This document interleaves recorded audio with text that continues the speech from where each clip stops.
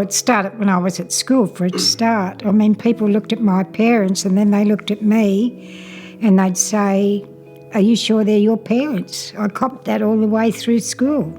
And when I asked my mum, she showed me a birth certificate with her name and Dad's name and my name. And she told me never to ask that question again. I didn't learn about my culture until I basically came to Linkup. For me, it was very overwhelming in the beginning. That I had to come to terms with the fact that, first of all, my parents weren't my parents, and I didn't feel like I belonged in the white society, and I didn't feel like I belonged in the black society, so I was in limbo. I was sent to Linkup, and my caseworker was very helpful in explaining to me what had happened and teaching me why it happened, because I didn't understand any of it, and explaining to me that they were going to help me look for my birth mother and that they didn't know how long it would take because we didn't know where she was at the time. Being at Linkup felt like I'd come home. It's a really hard way to express it. I mean, you've got all these other people that have had the same experience as you, and my caseworker was an actual stolen generation himself. One thing you learn when you're looking for somebody is you've got to have a lot of patience, because you think that you've found an answer and then the answer turns out to be wrong. So you're going up 1 minute thinking everything's going to be fine, and then you're down the next when it doesn't turn out the way you expect. So it brings up a lot of emotions. It brings a lot of anger when you find out what really happened, and sometimes a lot of hate. These are all emotions that you've got to learn to deal with.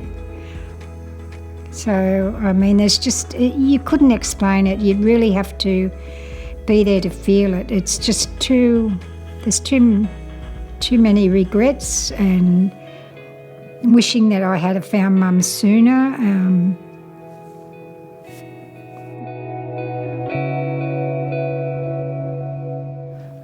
That's very hard to describe.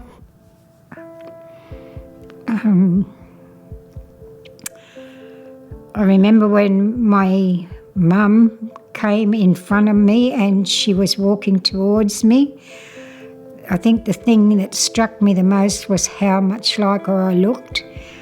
And she didn't know, because we weren't allowed to tell her who I was. We were just visitors from Australia.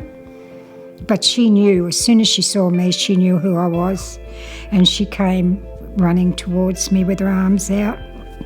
And the first thing she said to me was, "I'm sorry, I am so sorry." I said, "It's all right, Mum, it wasn't your fault. It was the government's fault." My mum went to live in the United States after I was taken away from her, because she was really heartbroken, and the reason I was taken away from her was because she was Aboriginal.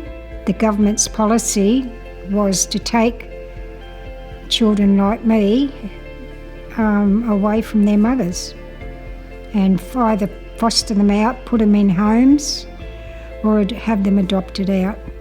That was the government policy.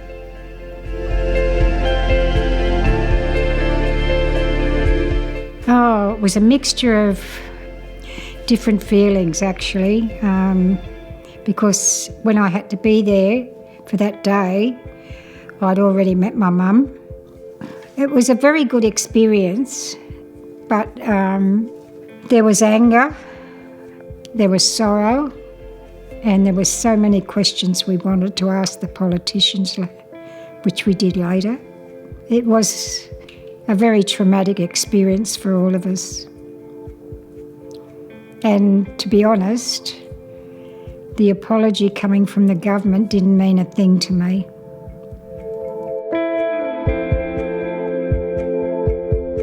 The purpose of my book was to give it to basically family, to let you know what happened, why it happened, and hopefully that we can prevent it from ever happening again.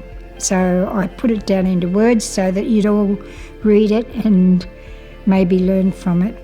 The cover on the book represents, this is home, represents home.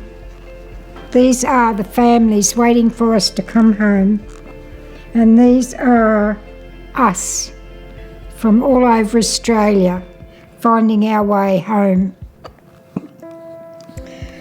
We were the lost generation.